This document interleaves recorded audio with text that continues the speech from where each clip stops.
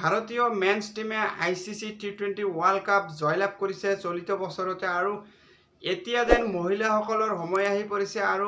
মহিলাসকলৰ যি T20 world cup হ'বলগীয়া আছে সন্মুখত আৰু সেই T20 ৱৰ্ল্ড কাপৰ কাৰণে ভাৰতীয় নিৰ্বাচন মণ্ডলীয়ে ইতিমধ্যে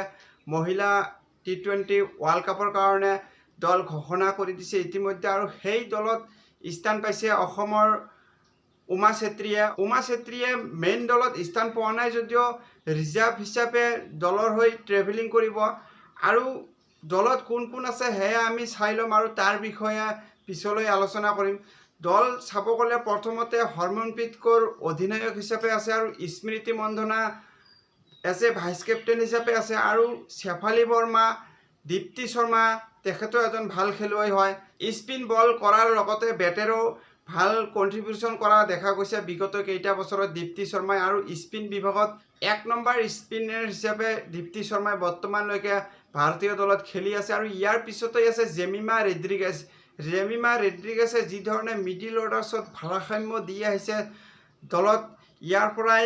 এই বেটিং লাইনআপো আৰু শক্তিশালী হৈ যাব জেমিমা ৰেড্ৰিগেছ অহাৰ লগে লগে আৰু ইয়াৰ পিছতেই আছে Richa Ghosh as a wicket keeper batter হিচাপে আৰু আন এজন উইকেট কিপাৰ বেটাৰ হিচাপে য়েষ্টিকা ভাটিয়া আছে আৰু য়েষ্টিকা ভাটিয়াৰ নামত এটা ষ্টাৰ মাৰ্ক দিয়া আছে তেখেতৰ ফিটনেছ ইছ্যুৰ কাৰণে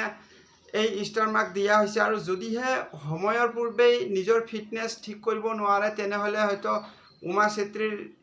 স্থান পোৱাটো নিশ্চিত হৈ পৰিব আৰু পূজা বাস্তেকাৰ অৰুন্ধতী ৰেড্ডি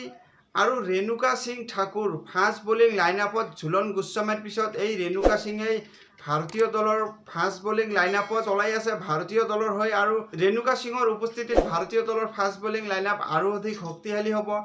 আৰু দয়াল হেমলতা আছে আশা শোভানা শ্ৰয়ংকা পাটিলৰ স্থানতো এটা ষ্টাৰ মাৰ্ক দিয়া আছে। শ্ৰয়ংকা পাটিলে যি ধৰণে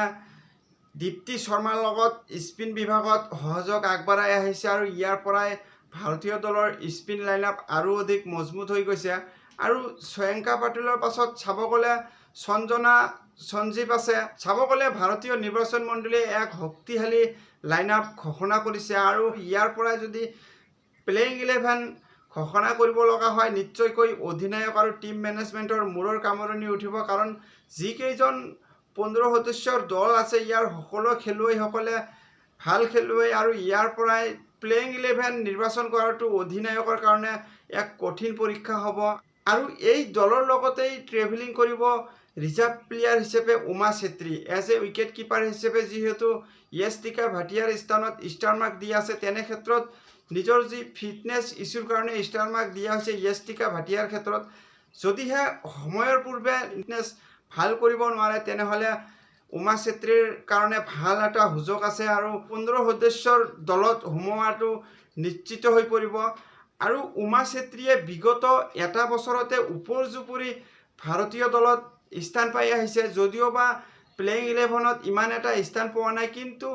ৰিচা ঘোষ আৰু য়েষ্টিকা ভাটিয়াৰ দৰে অভিজ্ঞ উইকেট কিপাৰ বেটাৰ থকাৰ পিছতো যি ধৰণে উমা চেত্ৰীৰ ওপৰত বিশ্বাস জাগি উঠিছে বা